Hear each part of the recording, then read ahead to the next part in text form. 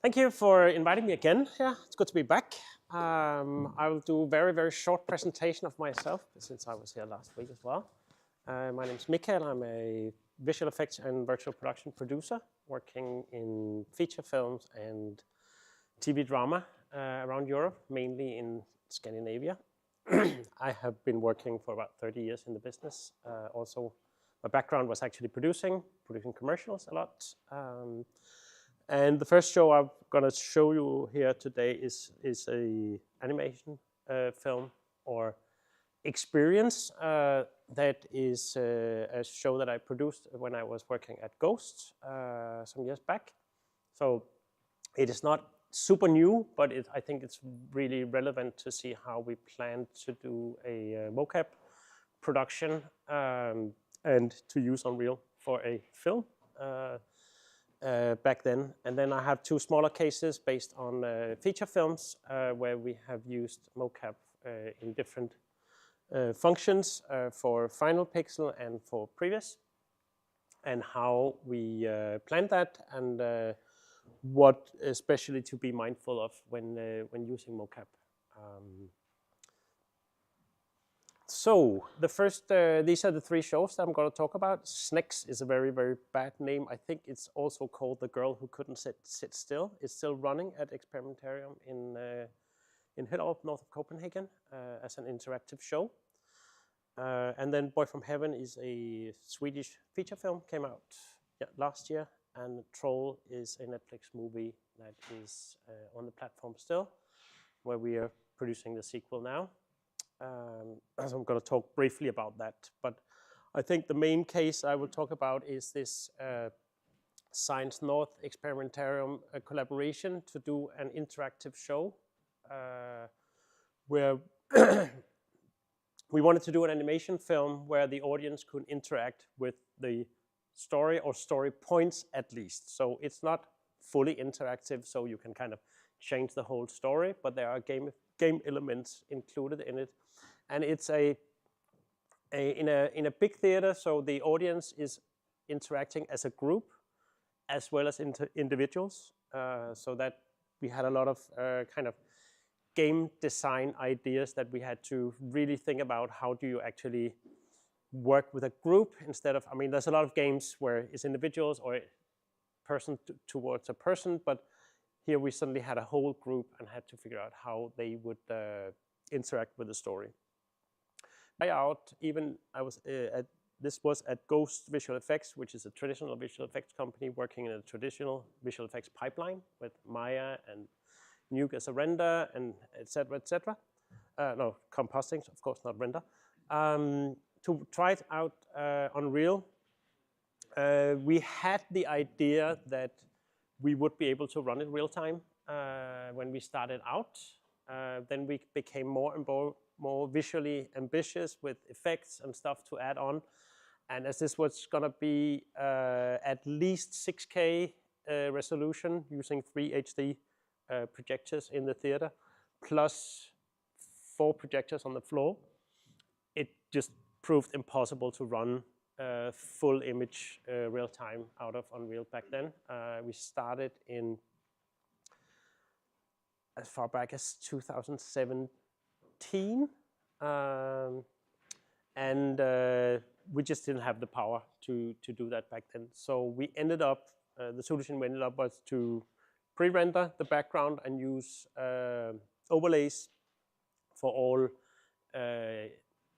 elements that needed to be interactive.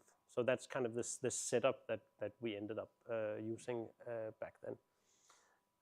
We also had to change kind of the pipeline for a company like Ghost, so we had to find Unreal people to bring them into Ghost. I can see a lot of visual effects companies now are employing Unreal artists.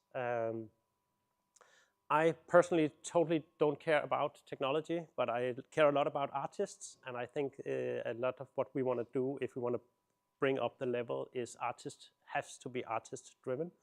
Artists being directors, but also animators, compositors, lighting artists, texture artists, everybody in the traditional pipeline. I think we really need to bring them with us into new pipelines as well. I'm not a firm believer of generalists. I really like experts, to work with experts, but that's kind of my personal belief. I think we can bring it up to a higher level. And at least if you're working with generalists, you need a lot of time. But that's something that also is super valuable, that you can actually do a lot of stuff yourself if you have the time. But often on projects like this that actually has a paying customer, you don't have time. Because we had a deadline when the whole theater was finished. They were refurbishing the experimentarium after a big fire. When that was done, the show should be ready on the opening night when the Crown Prince, back then present King of Denmark, were to inaugurate the whole place. So that's a very, very strict deadline, which meant that we had to be sure that we could do it on time. The process for us was kind of to start, just a little bit of the background on it. It's a 12-minute story.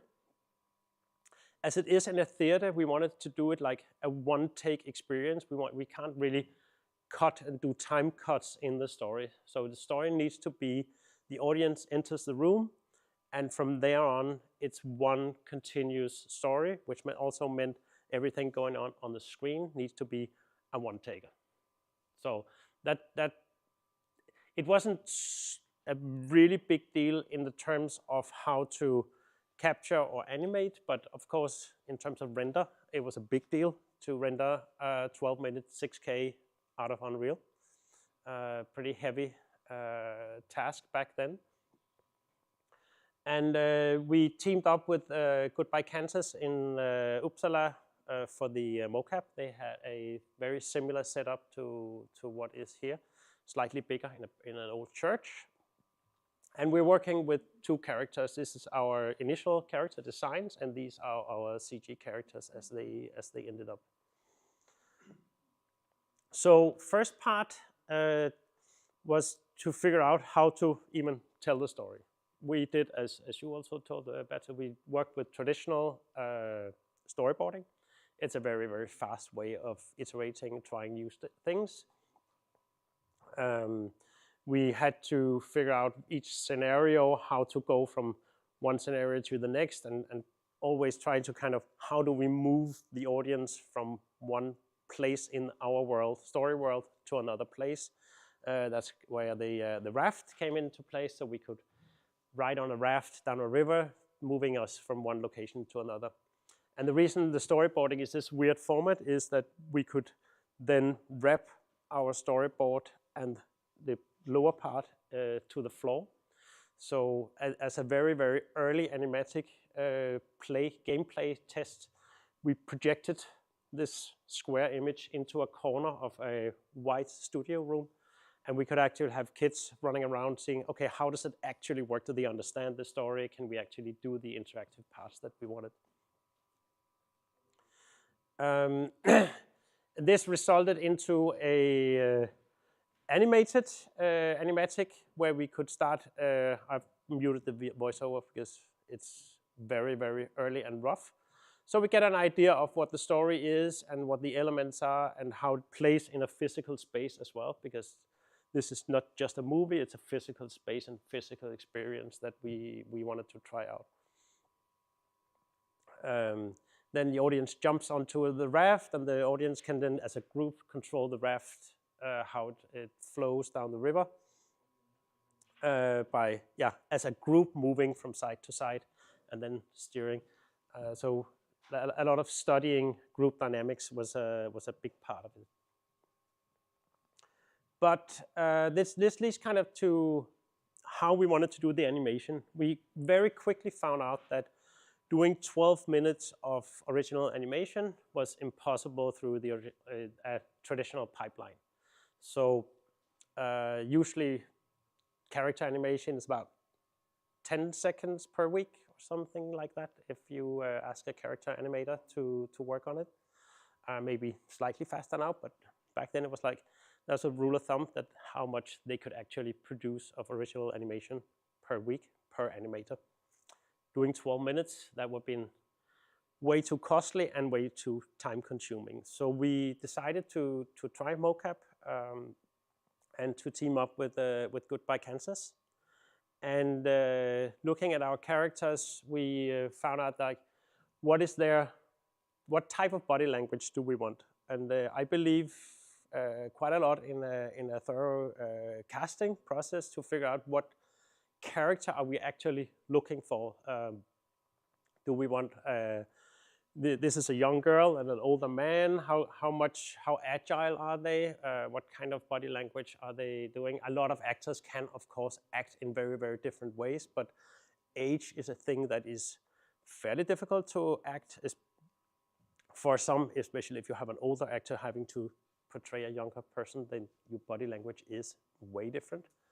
For kind of ease of use and communication, we decided not to work with a young girl, but a young female actress for the girl part, and then a guy for the older man. We wanted somebody who had some mocap experience for them. We couldn't find an older actor who had mocap experience back then. I don't know if it's easier now, but that's an interesting, at least to figure out when you're planning a mocap, who are your characters? Try to get an idea of what kind of body language your characters have, and then find an actor and test, maybe do a casting session, test if your actor can actually move in the way that you want your characters to move.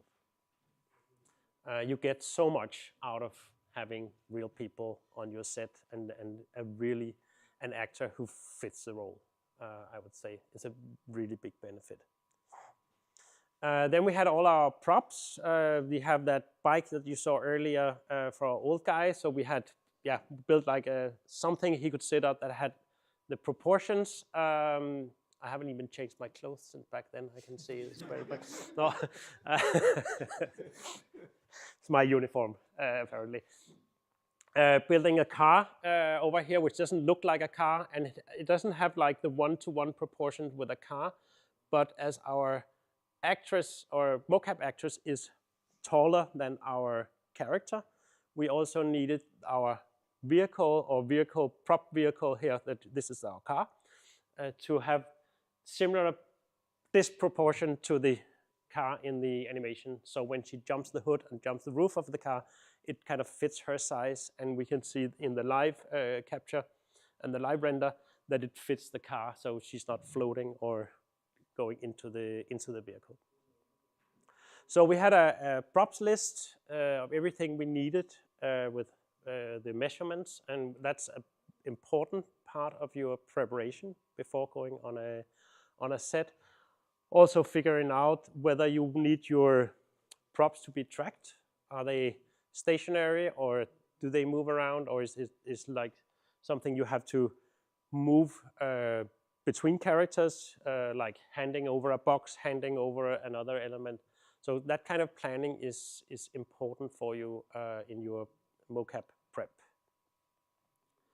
Let's see if I can get to the next one here. So this is our character director, Klaus from Ghost, who is almost only looking at the screen during the mocap and not on our actor, because one thing is what the actor does, but if it's not captured and can't be transferred to your character, it's more like how your character moves. That was important for him. So that's a little bit of a balance if you want to work directly with your actors, or you want to actually look at the result of the mocap on your animated character. And I think also that could be a little bit of a personality thing. Some directors are used to working with actors and have that direct relation, also working with the camera, seeing everything through a camera maybe. And some, as Klaus has a background in traditional animation, want to see how does it actually look on the animated character.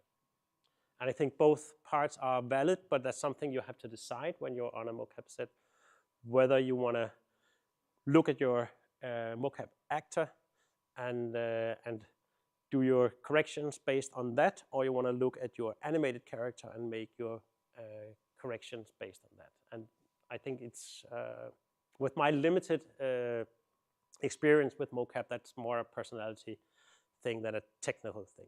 Yes? Can we? When you recorded here, for example, did you like pause, then view through the scene, and then re-shot, or did you just shoot and then looked at it at the end of the day? We had it in 5-6 scenes. Our whole story. We concentrated on one character at a time. So even though we had both characters on stage at the same time, we very much concentrated on one at a time. We did record both of them, but we were kind of looking into it, like if you would do on a traditional film shoot, when you shoot one direction first and then you shoot the reverse afterwards. Even you have both actors at the same time present. So a little bit of a combination, I would say. Tried to do pretty long takes, and that was also due to our time restraints. We had 1 full day of body mocap with the 2 characters and 1 full day of face mocap for our characters. We could have probably done the face mocap on the same day if we wanted to. Technically, we could have, but it's also a lot of things to have in your head at the same time. And because our camera on the stage is a bit far away, we can't go into a close-up on this.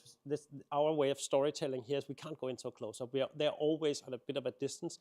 So body language was slightly bigger and theatrical, something we want to do and concentrate on first, and finding our visual language, so to speak, and then go back and concentrate on getting the dialogue and the lip sync correct as the next step.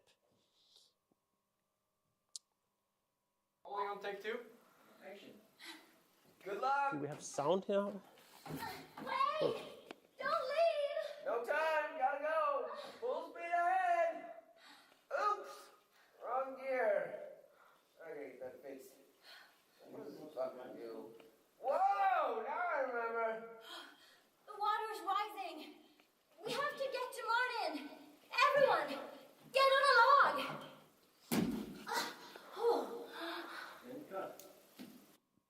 And here we had to simulate a little bit of surfing, so she had to be in a soft surface, being able to have something that gave her a believable body language.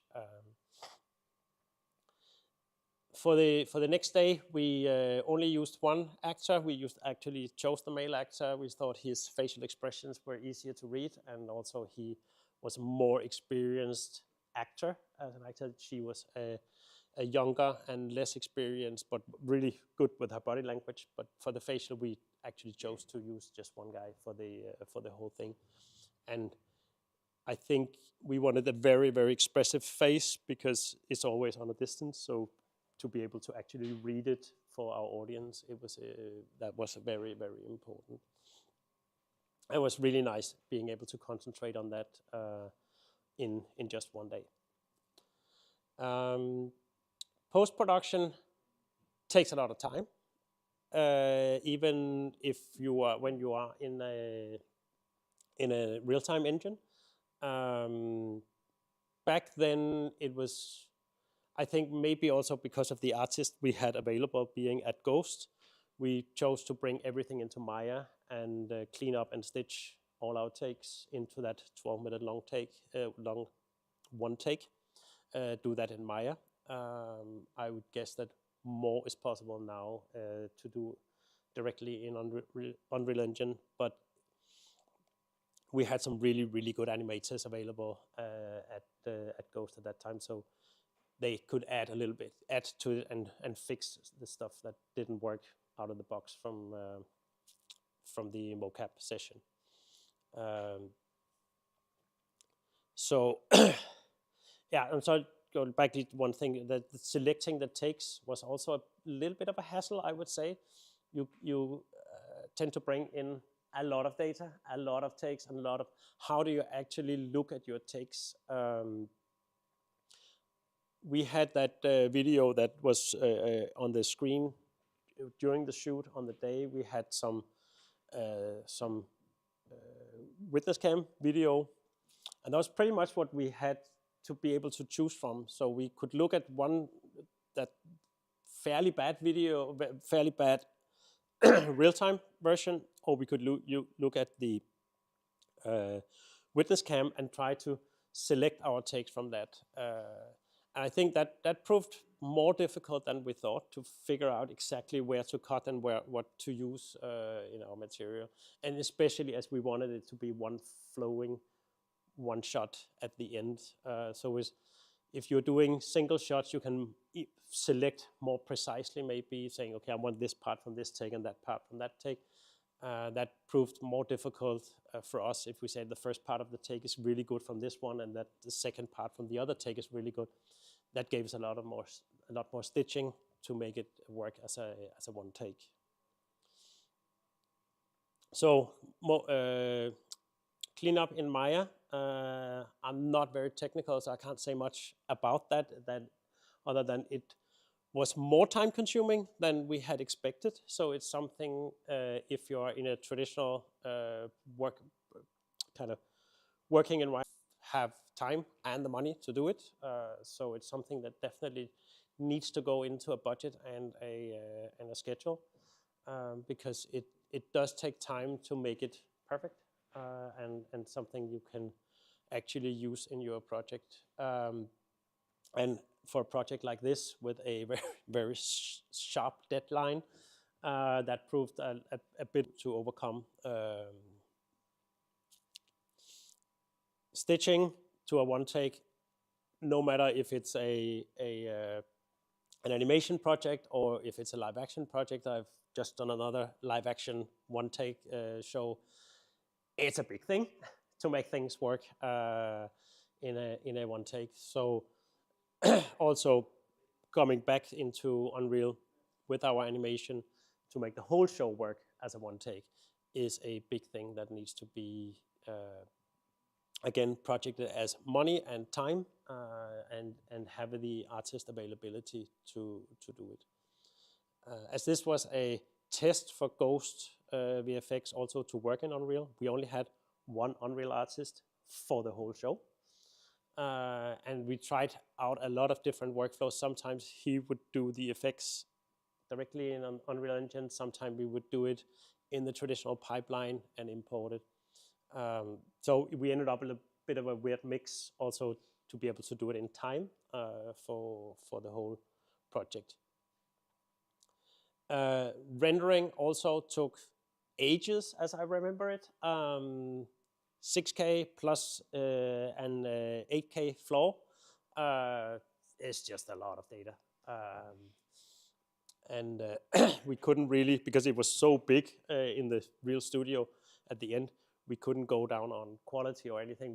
Depth of field was not a big issue because it's basically when you are looking at a whole world, it should, so except for a little bit of false perspective and false far distance that was a little bit more bluish and a little bit less saturated, then we didn't really use depth of field as a visual style element here. So I can show a little bit explaining the different steps. Take two. Good Going luck. from one to the other. Wait! Don't leave! No time, gotta go. Full speed ahead. Oops, wrong gear. And this is the final render then. Whoa, now I remember. The water's rising. We have to get to Martin. We need Water was hard, still hard to do in Unreal Engine. You all better get on a log. Uh-oh, this log's sinking. Looks like yours are too. If your log is sinking, jump to another one. We have to keep moving. Keep your And eyes now on the these log. are the interactive elements. So as soon as we track an audience member that stands on a log, it starts syncing. And then they can jump on another log to be able to go to the next level. The whole process was also made a little bit more difficult by us having a technology partner in Canada who had to do the whole interactive part and the programming. They ended up using Touch Designer for that part. They didn't use Unreal for the game elements actually, and also for all these overlays was done in Touch Designer. We're using Kinects to track, so that's kind of the live mocap on the stage was using Kinects and tracking up to 25 audience members, figuring out where they are as individuals and as a group for part of the show. Any questions for this part? Yeah, we need the mic. Yeah, I was just wondering, what kind of software did you use for mocap? Is it Rococo or? No, it was a camera-based. I think it's Alan? Goodbye Kansas, they have the same system as you have here, right? Qualisys, yeah. So it was, yeah. Yeah. Okay. That part worked, I mean, really, really well. They had a fixed setup where we can pretty much just come in and be effective from day one, which was really, really good. And to have a partner on the show, because it was completely new for us. Everybody else on the show never worked with mocap before. So coming into an existing mocap studio as this one is like invaluable. You can't do it without, I would say. Yeah, okay, thank you. Yeah, my question is more about the like the facial motion capture, because I think we haven't heard much about it yet on the course. And you mentioned that the one guy came back and did all the facial mocap in post, like the second pass of it. So how did that work? Like, was the guy just essentially had to lip sync to a pre-recorded track and try to match it accurately, or was that not important because it's in the distance? And no, it was pretty important to have a good lip sync. Yeah. The show is produced in English, although it also is running in Danish, English, and French because it's in Ontario. So lip sync was important for the original version, which is the English version. And we had the possibility to re-record a couple of times the audio. Yeah. So we had a version of the audio which we kind of called our temp final, not final, master final, but the temp final version. Yeah. And then we had the possibility to do adjustments to that. But in general, for the body action, we let them play out the dialogue because I think also you mentioned it earlier, but that the body movement and audio that you get from kind of having dialogue when doing something with your body is different from when you just move your body and say the dialogue afterwards. So I think it's interesting to get a natural body language and how you move and breathe and have breaks when so it was like a full-on head plus face motion capture on the second pass. Right? Yeah, actually for the second pass we just did the head because that was like, but during the recording of the body vocab, we also let them play out the whole dialogue because that's where we needed and found all the little breaks. And I think we used that timing in our final audio more than the timing that we did when just doing the face. Right. The face was much more in bits and pieces. It's more like the shouting, hey, come on, do this, help me. Yeah. And also having gamified elements, so we had sometimes some pieces of dialogue that was dependent on what the audience actually did. If they did not on the big raft steer out away from the obstacles and say, "Ooh, you have to be better at this." I mean, adding that kind of dialogue, and sometimes she would turn her back to the audience and still speak because we could change the dialogue. All the kind of cheats that you can do in that game. Yeah. That's amazing. I can imagine like it's still live at Experimentarium, so you can go and play with it. And jump on logs. After 7 years, it's still running. Amazing. Yeah, thank you so much. That's actually just a follow-up. So you did audio recording separate of the facial and body mocap? Yeah, completely different actors. Okay. So the audio actors are other actors. We didn't really care about. When casting for this, we didn't care about how their voice were and if they actually spoke English to use for this. So, and having a Canadian partner, they were really particular about the voice actors that we're using. So we used Canadian cast for the final English version, Makes sense. And an English cast and a French-Canadian cast as well. So I've got 2 more smaller projects where I just, again, will talk a little bit on how we use practical mocap on a show. and also a little bit of just some of the learnings that we had. We have a scene in Boy from Heaven, Swedish feature film taking place in Cairo, where we have thousands of Muslims praying in the mosque, and we had about 50 extras on the day to shoot it, so we had to fill up with CG characters, and sorry, our VFX company for this, and they had the equipment to do in-house mocap for this. So again, the casting process was quite important for a guy like me coming from Copenhagen. I do not know much about praying in a mosque, but what we learned is that it's really important whether you are from Egypt or from Morocco or from Indonesia. There's a little bit small differences. So again, the casting process, be precise in your casting. So we found an Egyptian Muslim, so we knew that his style of praying would kind of fit into this specific scene. So there was no like audience saying, "Hey, this is off, and that's not how we do it," or something like that. It's done very, very simple in their studio. I'm sorry, I don't know much about the actual software hardware they are using. I was more like from a producing side, what's important for me in the communication with the vendor on this show.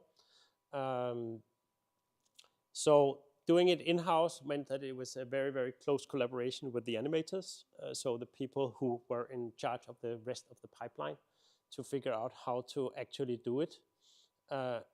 We did some tests with a lot of, they're all wearing the same clothes, which makes it, of course, somehow easier, somehow also a little bit more complicated, because it's there's a lot of cloth sim in that part. But we did a couple of takes and a couple of tests, so we could kind of spread it out with imperfections to these thousands of avatars in the final. See if it's running. It's not. We started out with a very, very simple previs, just to figure out how many people are actually in that space and how does it fit the editing. Did a lot of close sim and variations. It's a university, so they are all wearing uniforms but different colors, so that's the only variation that we have. So we used it for background here, and then for that simple scene. And that's it. That's pretty much how much we used in the final from the mocap. And I think that the most important learning for me was like, be super precise in your casting process. Figure out, just saying that, I mean, I can look at somebody and do it again and be motion captured, but I wouldn't be precise on how it would actually be done by a Muslim praying 5 times a day. They have just a different body language and gestures that means, little things means a lot. So be precise in your casting. Last week I talked a bit about Troll and how we use previs, and an important part of the previs was to use mocap, because again, we had a lot of animation, a lot of troll scenes, and we wanted to test out before going on the shoot what would actually be needed, what can we afford to do, what can we afford to actually finalize. It's not just afford to shoot, but actually afford to finalize for the final movie. And for that, we used mocap to do a lot of scenes that every scene with the troll is previs using mocap. We previs 175 shots, ended up with 164. That's what we could afford to fit into the movie at the end. The first previous version, when we went back and budgeted the post on that, we could see we couldn't afford to finalize it, so we did a cut down version of our previs to say, okay, this is what we know we can actually finalize. Shot it slightly bigger or slightly more shots. So the director had a little bit of wiggle room in the editing, and then going back actually into post-vis, doing a lot of the mocap again and the animation again to make it fit the actual plate. So this shot is based on an actual plate. This one is based on a Blender download from Google Earth. And this is like a little bit of a mix of a special CG scene with some props put in. And it's all done by our one-man band, Alf Møvold, in his own living room. See if I have a we couldn't really find a troll. They're hard to control, and they are really, really timid, so they kind of stay in the nature. And they're huge, so it's difficult to fit them into a suit. It takes a lot of time to do this much previs and to actually put it into the scenes, figuring out what we actually wanted, doing tests. So for us, it was really, really important to do have a good iterative process and have a very, very short pipeline, and being able to go back and do and redo and redo and redo. So do a lot of different versions. He has a tendency to overplay it a little bit hard. He's a good friend though, so wise, it's important for us to have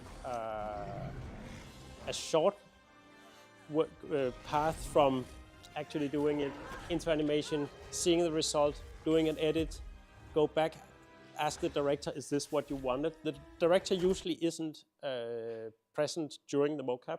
It's something that Alf does in his own living room. So it's a kind of different process as if you go on a stage with a team. But the advantage is that we can do a lot, and we can redo and redo and redo, and we can do very, very quick retakes. So it's basically just, giving him a call and say, okay, that shot 5, we need it to be a little bit different. We need his hand up here, and then basically we could get it the day after it was out and rendered, and we could try it in our previous edit. So I think that for that kind of show, the short pipeline was really, really important. And I'm afraid for the streaming audience, I have to say the next clip here, we have to cut the streaming because due to some rights and YouTube has a way of shutting down when showing feature film clips.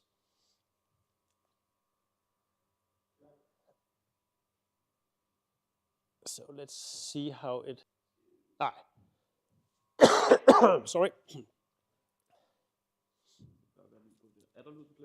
Ja.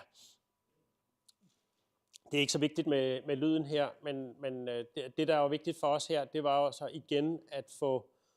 Oh, sorry. English. No, it's okay. The more important thing was to try to be able to. I put in some examples on how the actual end result was and how rough our initial animation also was. So for the initial animation, the most important part was to get through all the shots, figuring out what's the storyline actually going to be, and how long is a shot. Because if we had done it on storyboard level, it's one thing that is really hard to assess is the shot duration. And that's something you see when you have a real character doing the real gesture. What's the speed of the gestures? What's actually happening? That's where a previs is super valuable, knowing exactly how long our plates were gonna be for the actual shoot.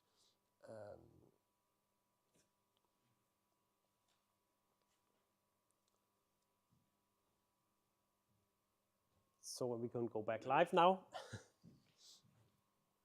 So I think I have two things to consider for a project like this, and one thing is the access to the mocap over a long time. So having it in-house with the previous artist was a huge benefit. If you can't do that, make sure that you have a pipeline where you can easily do iterations. So getting a good deal with the studio is paramount. So you can come back and do new versions a lot of time, because I think that is where you can really refine it. If you're constrained to doing one session or very few sessions, I think you will not end with a result that is the ideal for a big show like this. A little bit of lifting the kind of what's next on Troll 2. We are also doing previs and post-vis. No suits anymore, now all AI for the mocap. So Alf in the Rococo suit is history now. Now he's just jumping around in his living room with an iPhone on a stand. So I think that is another step that we're taking. But we've also taken another step, which is actually being in this studio doing some mocap for final or almost final animation, or at least for main poses and timing and gestures from the trolls. So we have tried to build it to the next step. We still have some difficulties in mocapping directly for large creatures, because it's really hard for an actor to act that big. So I think it will take a little time before we get maybe to have actors that have that experience, but also to figure out what is the workflow to get from a normal sized person to a 50-meter troll. We did a lot of research. We also talked to Andy Serkis company, Imaginary in UK. We haven't really seen any perfect examples of large creatures mocapped by humans. It's not quite there yet, but could be interesting to follow in the time to come here.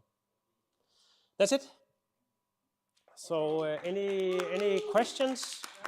Mikael Windelin talk, and now I would like to invite you for kebab and shawarma. But first, questions. Oh, okay, sorry. Yeah, you said that you moved to like AI mocap, so it was only like for the previous post-vis. That's for the previs and post-vis, yes. Yeah, and did you like get the same kind of quality, or was it just because it was easier? Or? I think for previous post-vis purpose, it was at least as good, I would say. Okay. It's again, it's his in-house workflow, so I'm thinking any difficulties kind of kept away from me as a producer. I only see the result. So knowing exactly whether it's more, if there's more cleanup or more technical issues, I can't really say. Okay. Yep. Thanks. But I'm very happy with the result. I can say that. Is that all for questions? Looks like it. Thank you, Then Michael. we're good for lunch. Lunchtime.